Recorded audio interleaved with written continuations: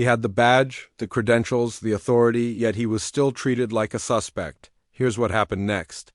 Ever notice how one wrong look at the wrong time can turn your whole day upside down? It was a Tuesday morning.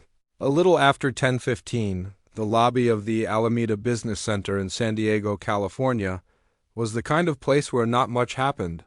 Rows of gray couches, fake plants, large ceramic pots, and a reception desk staffed by someone who hated his job quietly enough to get by.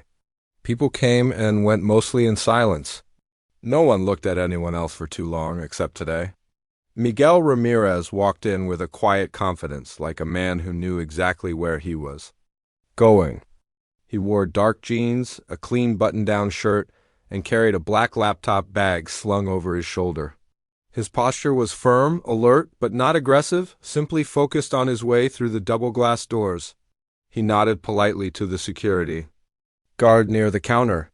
Without a response, Miguel headed to the waiting room and stood near the wall, scrolling through his phone, listening to something on his Bluetooth earpiece.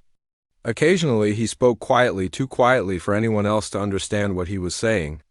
To most, he'd sound like a guy getting ready for a business meeting, but not to everyone.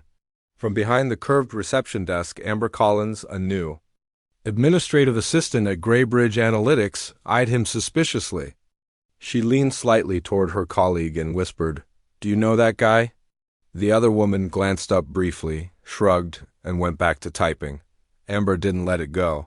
Her eyes narrowed. He's been pacing, talking to himself. He seemed suspicious. You didn't know Miguel. He didn't ask who it was, but the pieces in his head-dark clothes, Bluetooth, standing alone, fell into place in the wrong order. Instead of walking over and asking if he needed help, she picked up the phone on the desk and dialed building security. "Hey, we have someone at the entrance. I'm not sure what he's doing. You might want to check him out." She used the words acting suspiciously. That was enough. On the 4th floor, Miguel's contact at Graybridge was running late. He had no idea what was about to happen. Downstairs, Miguel remained where he was, unaware that someone had just made a call that would change the next 7 minutes of his life. But at the entrance, 2 officers were already pulling into the parking lot, responding to a call that had left out some key details. The call came into the San Diego PD Dispatch Center as a possible suspicious person inside a commercial property. There were no weapons or direct threats, vague enough to make it sound low priority, but specific enough that it couldn't be ignored. Officer Travis Blake and his partner, Officer Lucía Navarro, were the closest unit. Both had been on the force for a few years. Not rookies, but not veterans either. Blake was the type to take every call seriously, maybe too seriously. Navarro was quieter, more observant, and tended to ask more questions before acting. The dispatcher read a guy in his 30s, male, Hispanic, standing in the lobby, pacing and talking on his Bluetooth. The caller said he might be investigating the location. Blake glanced at Navarro as they pulled up in front of the building. "Investigating could be nothing or something," Navarro said emotionlessly. She checked her body camera and stepped outside. Inside, Amber watched the patrol car from the window, her arms crossed over her chest, as if waiting for proof that she hadn't overreacted. Miguel was still standing near the wall, now reviewing files on his phone. He shifted his weight to the side, opened a PDF, and said quietly into his microphone, "Subject confirmed. Location secured, awaiting contact." The doors opened behind him. "Sir, may we speak with you for a moment?" Blake's voice echoed off the marble floor. Miguel looked up, confused at first. "Sure, what's this about?" "Would you mind moving away from the wall? Hands visible?" Miguel blinked. He wasn't scared, just puzzled. I'm with the agency. "I'm just here for a scheduled meeting." "Agency of what? FBI?" Blake raised an eyebrow. "Do you have ID?" "Yes," Miguel said calmly, reaching for his bag. "Let me get it, sir. Don't reach out." Miguel froze. His hand stopped mid-stride. The lobby, already too quiet, went still. "I just said I'm taking my credentials," Miguel replied. Still calm, but more assertive now. Navarro moved a little closer, watching both men. "You can put the bag on the floor and open it slowly." Miguel knelt, slowly unzipped the bag, and placed it on the floor. My badge is in the side pocket. You can take it out yourself if you prefer. Blake didn't move immediately, his jaw tensed. Miguel remained perfectly still. I'm here to meet with someone from Graybridge Analytics. Surveillance consult? You can call Agent Carolina Ruiz at the FBI San Diego field office if you'd like to verify. No knock. Navarro's eyes shifted to Amber, still standing behind the reception desk. The administrator didn't say a word, didn't explain what she saw or why she called. Sir, we need you on the floor. Hands where we can see them, Blake said more loudly this time. Miguel stepped off slowly, without breaking eye contact, but upstairs the elevator had just started moving, and the person inside was about to change everything. Miguel sat on the cold tile floor, palms flat, his laptop bag untouched at his side. His breathing remained steady, but his eyes followed every movement the officers made, where their hands hovered, how close they were. What wasn't being said? Out loud, across the hall, Amber was fidgeting. She wasn't sure what she expected to happen, but this wasn't it. She looked at the floor, then at Miguel, then at the officers, then at the floor again. Her face tensed. She didn't say a word. Officer. Blake kept his stance wide and his voice steady. Your armed, sir, Miguel answered calmly. Yes, agency issued Glock 19 concealed on his right hip, fully authorized. Credentials are in the side pocket of my bag. Blake didn't respond immediately. He didn't move forward, didn't check the... I just watched Miguel as if trying to catch a lie forming in the air. Officer Navarro took a half step toward the bag. Miguel saw it, zipper on the left side. Silver badge case with photo ID inside. I'm Special Agent Miguel Ramírez. Badge number 7961. Navarro bent down, unbuttoned the side pocket, and carefully removed the badge case. He opened it. There it was. Photo, badge, credentials, everything all real, all valid. His eyes went back to Miguel, then to Blake. Looks legit, he said quietly. Blake didn't relax. We still need to confirm, he murmured. Miguel didn't seem surprised. You can radio FBI field operations in San Diego, or you can call Agent Carolina Ruiz directly. I'm sure she'll answer. He sounded calm, but it was the kind of calm you wear like armor. The tension kept thickening, even though Navarro now had everything he needed to verify the situation. It was as if Blake didn't know how to de-escalate once it had already escalated, as if backing down meant losing control. The lobby doors opened again. 2 building security guards entered, one older, one new. Neither said much. They simply surveyed the scene.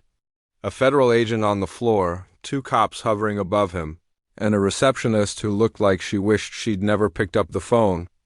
The older guard whispered something to Navarro. She nodded. Miguel shifted slightly. Look, I'm not trying to be difficult, but I'm not a threat. I'm just doing my job.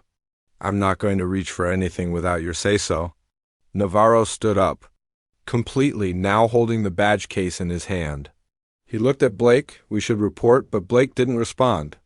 He was looking at Miguel, less convinced he was dangerous now, but still unsure what to do with him. It had only been 5 minutes, but it felt like 30. But then came the sound they hadn't expected. The soft ding of the elevator behind them, asterisk someone, was arriving. They didn't need to guess who Miguel was. The elevator door slid open. Out stepped Carolina Ruiz, always immaculate, in a navy pantsuit, shoulder-length brown hair tucked behind one ear. An FBI badge was clipped to her waistband. She held a thin folder in one hand and a to-go coffee in the other. She looked ready for a briefing, not a confrontation. But the moment her eyes landed on the scene, Miguel sitting on the floor, too. Officers standing over him, the hallway tense as a coiled spring, she stopped dead in her tracks. What the hell is going on? Her voice cut cleanly through the silence. Everyone turned. Miguel didn't even flinch. Good morning, Carolina. She moved forward, not hurried, but not slow either. Why is my lead investigator on the floor? Officer Blake hesitated. Ma'am, we responded to a suspicious person call. This man, Carolina interrupted. This is Special Agent Miguel Ramírez. He's here with my full authority. He has his badge in his hand, so I'll ask. Again. Why is he on the floor? Officer Navarro chimed in. Ma'am, we were told he was behaving strangely. Security asked us to check him. He said he had a gun, so we followed protocol. Carolina didn't raise her voice, but it was clear she wasn't just asking questions anymore. Did she resist? Didn't she threaten anyone? No, so you saw a Latino man standing in a lobby with a Bluetooth device in his ear, and your immediate next move was to put it on the floor? She looked at Blake. Is that what we're doing now? He didn't answer. Miguel slowly stood up. 7 minutes, he said, dusting off his jeans. That's how long I sat there while they looked at me like I could blow up the building. Carolina's jaw tightened. You can go, she told him. Then she turned to Chacha Navarro and handed her a business card. If any of you want to confirm who he is, my direct number is there. But let me save you the trouble. I've been with the agency 12 years. I've worked with him for 6. If you looked, you'd find more letters of recommendation than most agents accumulate in 2 decades. Navarro took the card. Blake. No. Amber from the counter stepped forward awkwardly. I wasn't sure. Didn't want to take any chances. Miguel finally looked at her, not angry, just tired. You know what the funny part is? He said, his voice level. He was standing right next to the directory. You could have just asked for my name. Amber didn't answer. Her mouth opened, then closed again, but Carolina wasn't finished, and the next thing she said would hit harder than anything yet. Carolina stepped forward closer to the officers, her tone still calm, but edged with something. Just sharp enough to cut through the awkward silence. Before you enter this building, Agent Ramirez said. He checked a personnel file. A police officer requested a transfer to the behavioral analysis unit. That file crossed your desk this morning. She turned her head slightly toward Blake. And, unless I'm mistaken, that name was Travis Blake. You could have heard a paperclip drop. Blake blinked as if he hadn't heard her correctly. Excuse me. Carolina met his gaze. You applied, listed your academy record, your field time, even the incident where you de-escalated a domestic call without backup. A solid file, honestly, Miguel. Crossed his arms. I flagged you for an interview. I thought you had good instincts. Could be someone who sees people clearly. Blake's throat moved, but no words came out. You were 10 minutes away from making your first impression with the agency, Carolina added. And now, here we are.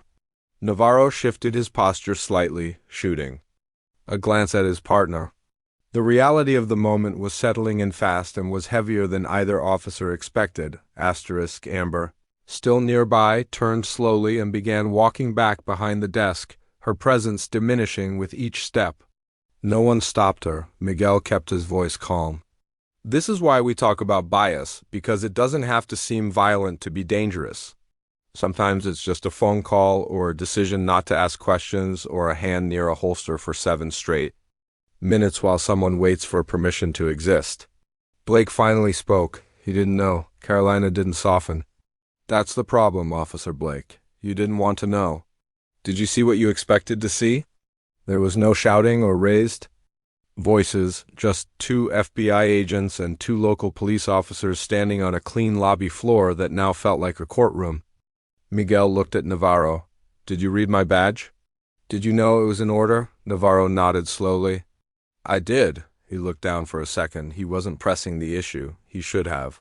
Miguel nodded once. Not angry, not bitter, just clear. We can't choose the moments that test us, he said. Only how we handle them. The elevator behind Carolina dinged again. Another passenger exited, this time a Gray Bridge executive, finally arriving for the meeting Miguel had scheduled an hour earlier. He paused, confused by the scene. Carolina looked at Miguel. Are we still doing the briefing? Miguel grabbed her bag. Yeah, let's go. But just before they left, Miguel turned and said one last thing. Something that would stay with Officer Blake long after this day was over. Miguel turned around slowly, one hand resting on the strap of his bag. He looked directly at Blake, who was now standing a little too still, as if part of him wanted to disappear into the ground. I want you to remember something, Miguel said, his voice low and steady. The only difference between you and me in this lobby was that I knew who I was. Blake didn't answer. He had nothing to say. For the first time all morning, he didn't even look like a cop, just a guy standing around in a uniform that suddenly felt too big. Navarro looked between the two of them, his expression harder to read now, thoughtful, maybe even embarrassed. He opened his mouth as if he wanted to say something, but didn't. Miguel didn't wait. He turned and walked toward the elevator again, entering beside Carolina. Amber was half hidden behind the main desk, holding her phone as if it could shield her from what she'd witnessed. He didn't speak, didn't apologize, but her face said it all. Carolina pressed the button for the 5th floor. The doors began to close. Then, at the last second, Miguel's voice slid in again, soft, almost quiet enough to miss. 7 minutes, he said. That's all it took to nearly ruin a career and maybe end a life. The doors closed. Upstairs, the tone was different. Miguel didn't walk like a man who'd just been humiliated. He walked like someone who'd seen it before too many times. And each time it stung a little less. Not because it didn't hurt, but because it had started to feel expected. Carolina glanced sideways as they walked down the hall toward the conference room. "Are you okay?" Miguel shrugged. "I'm fine, just tired." Carolina didn't press the issue. They entered the meeting room where a digital screen already displayed the Graybridge logo and a list of names linked to the cybercrime case they were working on. Miguel logged on his laptop and began opening files as if nothing had happened, as usual. But downstairs, things weren't the same. Officer Navarro approached Blake silently. "Are you okay?" He didn't respond immediately. "I requested the agency because I wanted to do something more," he said. "Finally, make a real difference." Navarro nodded slowly. "Maybe today was your first chance to do so." Blake exhaled, eyes still fixed on the empty elevator doors. "It didn't feel that way." Navarro glanced toward the reception desk. Amber was gone. Her screen was still glowing, but her seat was empty. She didn't say anything, but maybe she still can. But what Miguel didn't yet know was that one of these officers wasn't just shaken up, they were about to make a decision that would completely change how this story ended. The meeting upstairs ended an hour later. Miguel closed his laptop and shook hands with the cybersecurity team, his face unreadable, professional, composed, but there was still a weight on his shoulders that hadn't been there earlier that morning. As he walked out into the hallway with Carolina, she handed him her car keys. "Do you want me to come down with you, Miguel?" He shook his head. "I can." Carolina hesitated, then nodded. "I'll call you later." He gave her a small nod and took the elevator down. There was no music or noise, just the soft mechanical whir and the flashing floor numbers overhead. Asterisk when the doors opened in the lobby.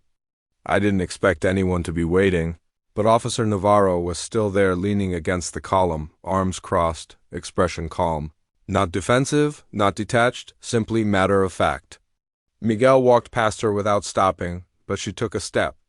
Forward, Agent Ramirez stopped. Navarro took a breath. I stayed because I wanted to say something, not because anyone told me to. Miguel looked at her, but didn't speak. "You were right," he continued. "I read your badge. I saw the credentials, but I still stood there and let it play out as if you were lying. I didn't ask why. I didn't challenge my partner, I just watched." Miguel's voice was low. "Why are you telling me this now?" "Because I don't want to be another person who sees the truth too late and just walks away." He studied her face. He wasn't trying to save face. He wasn't acting. There was no badge to show now, just a woman trying to come to terms with her silence. "Apologies don't fix much," Miguel said. "I know, they don't erase the fear or undo years of this, I know it too, but accountability," Miguel said, "starts with hearing yourself say it out loud." "Most people don't even make it that far," Navarro nodded. "I thought I knew what bias looked like. I didn't realize I could wear a uniform like mine." Miguel finally gave her a small, tired smile. "He wears all kinds of things, suits, scrubs, security shirts, he even sits behind the reception desks." She smiled slightly at that. "Do you think Blake still has a chance at the agency?" Miguel's face turned serious again. "He does, but only if he's honest with himself first. The agency doesn't need people who carry power without understanding it." Navarro stayed quiet as Miguel walked past her toward the glass doors. Before he left, he stopped and looked back. "Tell him the interview is still on," he said, "but I won't be doing all the talking." But the final scene, unexpected, quiet, and almost cinematic, was waiting for Miguel just outside those glass doors. The glass doors slid open with a soft hiss. Miguel stepped out into the cloudy afternoon. The parking lot was half full. Birds were singing somewhere above, tires hissing on wet pavement in the distance. It should have been just another walk to the car, but nearby, on the far side of the parking lot, leaning against a patrol cruiser, arms crossed, was Officer Blake. Miguel's pace slowed. Blake looked at him, saw him, and straightened. For a long second, neither of them said anything. Then Miguel leaned closer, not out of invitation, just out of something closer to curiosity. "Are you waiting for something?" Miguel asked. Blake shook his head. "I just didn't want to leave like this." Miguel didn't answer. Blake spoke again, this time looking straight ahead. "This morning I thought I knew who he was. I thought he was the guy who didn't let these things happen on his shift." And now Blake looked at him. "Now I think maybe I've been lucky no one has challenged that belief before." Miguel let the silence hang for a moment. "You know," he said, "and at the agency we deal with patterns, behavior, psychology, subconscious decisions people don't even realize they're making." Blake listened. "But what we don't talk about enough," Miguel continued, "is how we're not immune to the same patterns we're trained to spot in others." Blake lowered his eyes. "I was wrong." Miguel nodded slowly. "Yes, you were. But this isn't about protecting your ego. It's about whether you're willing to learn something uncomfortable and keep showing up." Blake looked at him. "I still want the job at the agency." Miguel met his eyes, then earn it. He handed Blake a folded piece of paper from his bag. "What is this?" Blake asked. "A prep sheet for your interview. Additional questions, real-life scenarios. Use it or not, your choice." Blake unfolded it, his eyes scanning the page. Miguel turned to leave, then paused. "Next time you walk into a room," he said, "don't just see what's there. Ask yourself what you might be overlooking." Then he walked away toward his car, keys in hand. Blake stood alone in the parking lot, holding a piece of paper that weighed more than it should have. Not because it was heavy, but because he was carrying a mirror he hadn't been ready to look into before today. The truth is, stories like this don't always end in shouting matches or handcuffs. Sometimes they end in quiet realizations and questions no one wants to ask themselves, in awkward silences that eventually give way to understanding. We can't fix what we won't face, and we can't move forward if we keep pretending. Stories like this don't always end in shouting matches or handcuffs. Sometimes they end in quiet realizations, in questions no one wants to ask themselves, and in awkward silences that eventually give way to understanding. We can't fix what we won't face, and we can't move forward if we keep pretending there's nothing to fix. So, if this made you think, even for a second, about how you see others, how you listen, and how you act, then the story has served its purpose. Share this and start the conversation, because silence doesn't make us safe.